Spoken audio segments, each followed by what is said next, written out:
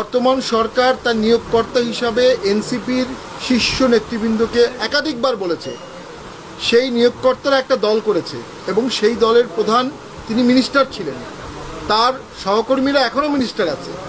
সেই সরকারটির অধীনে একটি ভোট হলে আমরা মনে করি সেটি নিরপেক্ষ হবে না, কারণ এনসিপির সাথে এই সরকারের ওতপ্রোত সম্পর্ক আছে।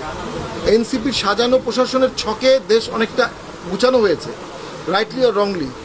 সেখানে যদি ভোট হয়, সেই ভোটে বর্তমান সরকার স্বাভাবিকভাবেই এনসিপি বা কিংস পার্টিকে একাধিক সুবিধা দেওয়ার চেষ্টা করবে। এটি সর্বজন স্বীকৃত এবং এখনও দিচ্ছে সরকারি সুযোগ সুবিধাই তারা অনেক কিছু করছে।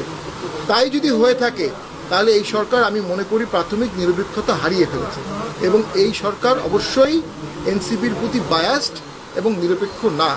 সেক্ষেত্রে এই সরকারের নিরপেক্ষ ভোট দেওয়ার প্রাথমিক যোগ্যতা আছে বলে আমরা মনে করি না এবং ক্যাপাবিলিটি 18 লক্ষ সরকারি কর্মকর্তা কর্মচারীকে উদ্বুদ্ধ করে, ইন্সপায়ার্ড করে, ডিসিপ্লিন করে ভোট করতে যে ক্যাপাবিলিটি লাগে, যে সক্ষমতা লাগে, এই সরকার সেই সক্ষমতা অর্জন করেনি, করতে চায়নি। সরকারের এই সক্ষমতা অর্জনের সদিচ্ছাও নেই। আমরা মনে করি সরকার ভোটের রাস্তায় আসলে হাঁটেনি।